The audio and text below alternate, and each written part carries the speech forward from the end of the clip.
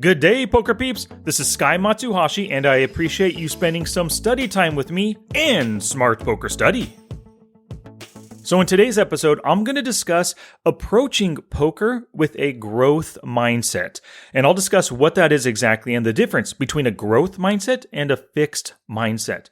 The basic idea right now is that saying things like, I'm going to figure this out, and I'm going to analyze this player until I figure out all their weaknesses, those are much better than saying things like, oh, I just can't do this, or I can never understand these opponents. To help you take notes on today's episode, first you gotta do this. Excuse me while I whip this out. That's right, whip out your poker journal and then go to smartpokerstudy.com/pod405 for basically a transcript of everything you're about to hear. You can copy and paste all the words there on the page directly into your journal, edit it down, and then boom, super efficient note-taking. Okay, let's roll. Gambate! Here's to the Army and Navy and the battles they have won. Here's to America's colors, the colors that never run. May the wings of liberty never lose a feather. Alrighty, so let's talk about growth mindset, or having a growth mindset, versus having a fixed mindset. So, a necessary evil within hand reading is making assumptions pre-flop. You're assuming somebody's range, whether they're opening the pot, calling you, 3-betting, whatever the case is. And when you assume ranges, you can often be wrong. They could show up with something that, you just didn't expect them. You're also going to be assuming how your opponents will approach their position, their hand, the situation, whatever the case is. And of course, once again, when you assume, you can make mistakes. You're also assuming that they'll react and act in some sort of logical manner. Maybe they won't follow the logic that you would actually do, but there's got to be some kind of logic there. And of course, again, when you assume how they'll react or act in specific situations, you could be wrong. And when you're wrong in all these various aspects of hand reading and just playing poker in general, what you have to do is learn from your mistakes. And the best way, or the best mindset to have when you're trying to learn from your mistakes, is a growth mindset, not a fixed mindset. And I learned a lot about fixed mindset versus growth mindset from a book called Mindset by Carol S. Dweck. And here's a couple important things right here. She describes having a fixed mindset as believing that your qualities are carved in stone, whereas a growth mindset is the belief that your basic qualities are things that you can cultivate through your efforts. So a lot of people think to themselves, because growing up they have a tough time with math, for example. They think to themselves, I just can never understand math. I can do plus and minus, and that's about it. And with that fixed mindset in place, they never strive to do math problems. They never think to themselves, I can do this. I need to figure it out. When you have that fixed mindset, you're just limited in your beliefs. And as soon as you are given a math problem, the first thought in your mind is, oh crap, math. How the frick am I supposed to do math? But if you have a growth mindset, as soon as you see that math problem, even if you're not good at it, you're going to say, hey, I can Google how to solve this and figure it out myself. I can ask a friend how to solve it. I can put some hard work into it, work out the numbers, work out the formulas, and do this for myself. There is a way for me to solve this problem. And that's what a growth mindset is. And throughout this book, I'm actually holding it in my hand right now. There are some great little notes, some things that I made, notes in the margins, and some areas I underlined. Page 5, a note that I left, or page 4, a note that I left myself in the margin. It says, mindset can turn failure into a learning experience, into a positive learning experience. True dat. Let's see here. What else here? One part of the book on page 23, she says, students with a growth mindset continue to show the same high level of interest even when they found the work very challenging.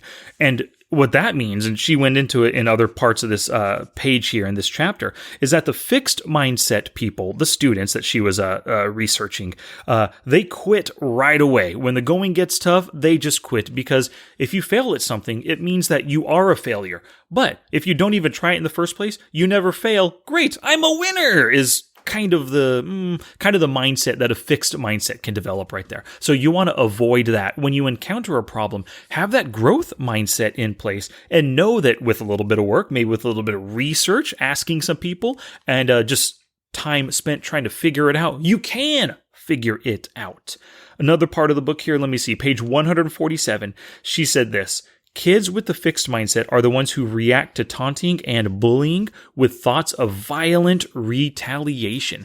And I kind of thought about this in poker terms, If you've got that fixed mindset in place, maybe people with a fixed mindset, maybe they're more likely to react negatively when it comes to like bad beats and stuff. And they're the ones that go on tilt quite often, or maybe violent tilt, throwing the mouse across the room, wanting to punch a hole in the wall, that kind of a thing. Maybe with a growth mindset, you encounter a little bit of resistance, you make a mistake, you get a bad beat, you just lose your stack, whatever the case is. Maybe with a growth mindset, the way you deal with those, you think, well, I did something wrong here. Let me figure out the problem and work to address it. That's what the growth mindset is. The fixed mindset just says, screw this, gets mad, bashes the keyboard, whatever the case. Let's see here, another page. Right here, page 175, she says, praising children's intelligence harms their motivation and it harms their performance. And she goes on to say, if success means they're smart, then failure means they're dumb. That's the fixed mindset. So when you are playing poker and you happen to make some kind of mistakes, you lose your stack, you get knocked out of the tournament because of the way you played, don't think of that as, man, I am too dumb, I am never going to get this. Think of it as a growth opportunity moment. You aren't dumb just because you got knocked out, because you lost your stack. This is an opportunity for you to work on whatever caused you to lose your stack or to get knocked out of the tournament. You're not dumb, you're just a poker player who is always learning. And the final thing I wanted to say here, let me see. This was a great message on page 180. She says this: it must be a terrible thing to feel that everyone is evaluating you and you can't show what you know. We want you to know that we are not evaluating you. We care about your learning and we know that you've learned your stuff. We're proud that you've stuck to it and kept learning. Now, that is a great message. That's something that you can basically just tell yourself in those times when you're maybe experiencing a huge downswing, but you're continuing to study, you're continuing to work on your game, but you just haven't seen maybe a turnaround in your profits or your win rates. Just know that as long as you keep on working, you're doing the right thing. Eventually, things should turn around for you and you should be back to your winning ways at some point. But just keep up the studying, but be proud of yourself for the fact that you are studying, that you're putting in the work to improve that game of yours. Alrighty, so that was just a little snippets from the book. Once again, it was called Mindset by Carol S. Dweck, PhD. So she really does know her stuff. I love this book. I found it very interesting. The next thing I want to talk about is some bad words in poker. And the words are specifically can't, won't, don't, and never. And not only bad words in poker, but just bad words in life, general life bad words, whatever. So the first word, can't. Let's say you catch yourself saying this: I can't figure out pot odds math on the fly. Well, that's kind of a negative, limiting belief right there. That's a fixed mindset. Instead, you can turn it into something like, I just need to practice pot odds over and over off the felt and make cheat sheets to help me learn the most common pot odds calculations. Bam! You turn that negative, fixed mindset thought into a positive growth mindset. I am going to learn this kind of thought. The next bad word was won't. For example, I won't be able to figure out this opponent. Well, let's flip that into something like, everyone has a weakness. I'll keep digging until I find his. Great, that is a growth mindset right there. I'm going to work to figure out this opponent. The next bad word was don't. For example, I don't have the time to study. Instead, let's change this into, how can I make or take the time to study? Great. Now, instead of just complaining that you don't have the time, you're going to actively work to find the time. 5 a.m. in the morning, 10 p.m. at night, during your lunch break at work, whatever. And the final bad word, never. For example, I'm never going to get this. Well, let's just change this to, I can do this. I can get it. I've just got to work to figure it out. There you go. We're flipping the script, taking those bad words and those fixed mindsets, turning them into positive growth mindsets, kind of affirmations or sentences or just ways of thinking, ways of approaching what you've got going on. Alrighty, so like we were saying earlier, you're going to be making assumptions, and when you're making assumptions, you're often going to be wrong. And when it comes from just learning from mistakes in general, what I want you to do too is keep a mistake log. So it could be like just a page out of your notebook. Whenever you make a mistake, take note of it. And if you make that mistake again, put a little extra check mark or a little annotation ×2, ×3, whatever the case is, to show you how many or how often you're making these mistakes. And if you catch a mistake being made 4, 5, 6 times, well, that is definitely a leak, and you've got to get in there and work to fix it. I've got some shout outs to some super growth oriented poker peeps.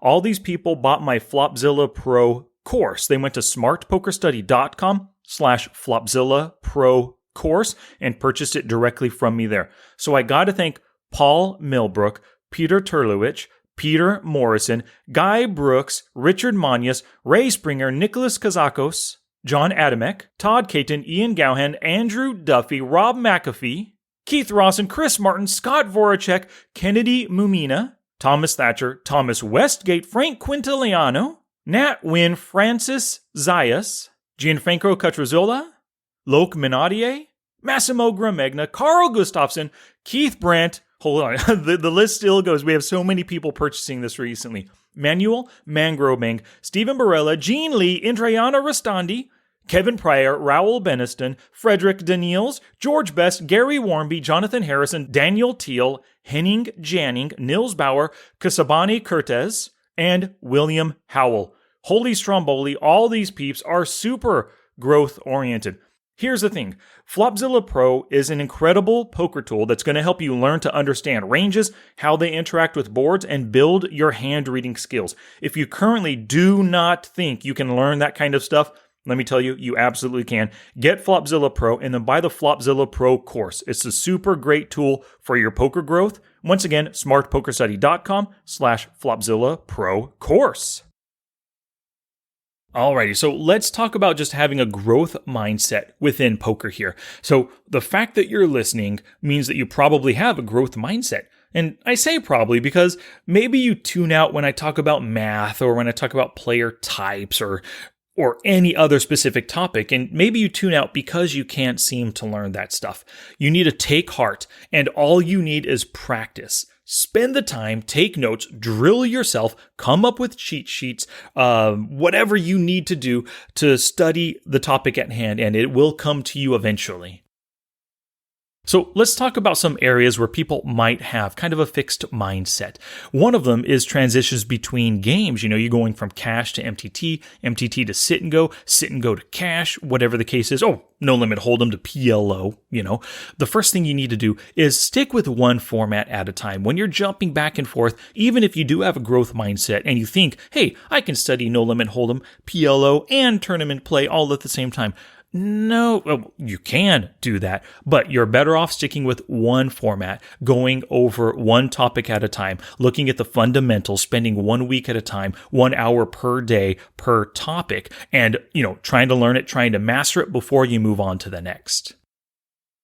Another area that people have a hard time with is new statistics within their HUDs and how to use them, of course. So, for example, aggression factor, aggression frequency, one after calling river bets, that kind of a thing. What you need to do is take the time to learn the formulas and then go through your database and filter for hands related to that formula. Go through, review the hands, look for mistakes, look for positive plays made, and, basically learn from those hands played in relation to those stats. And of course, add those stats to your HUD. If you see it every time you look at a player's stats right there on the HUD, you're more likely going to just kind of grow your understanding of things like AF, AFQ, and whatever other stat you're trying to work on. Another area where players may have a fixed mindset are like new plays and oftentimes aggressive plays like check raising, 3-betting, bluff 4-betting, and donk leading pots. What you want to do is whatever kind of specific play that you're having a hard time with, study each one for 1 week at a time, and you want to test them out in every single session. So if you're studying check raise for this current week right here, then every session that you play, make it a goal of check raising maybe like between 5 and 10 different times. Maybe you're check raising for value, maybe you're check raising as bluffs, but your goal is to practice this play so that you learn more about it. And of course, you want to filter for facing that play and review those hands. So when it comes to check raising, filter for opportunities where you face to check raise. Try to hand read those opponents and figure out what they're doing. What can you learn about their check raises? Challenge! Here's my challenge to you for this episode. Try to be more aware of any negative thoughts that you have surrounding your poker skills. If you catch yourself saying, "I'll never get this math," or "I can't beat these lags," flip the script and turn those statements into positive, growth-oriented, can-do ideas. Now it's your turn to take action and shabba-dabba-do something positive for your poker game. Oh, that's it now. Get out there and be somebody. Go write a book.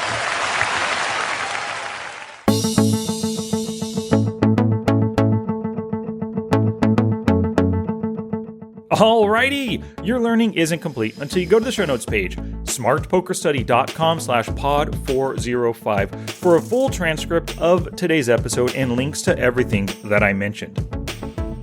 And of course, if you want to grow your range understanding, your range and board interaction understanding, your hand reading skills, you have to get the Flopzilla Pro course, smartpokerstudy.com/Flopzilla Pro course.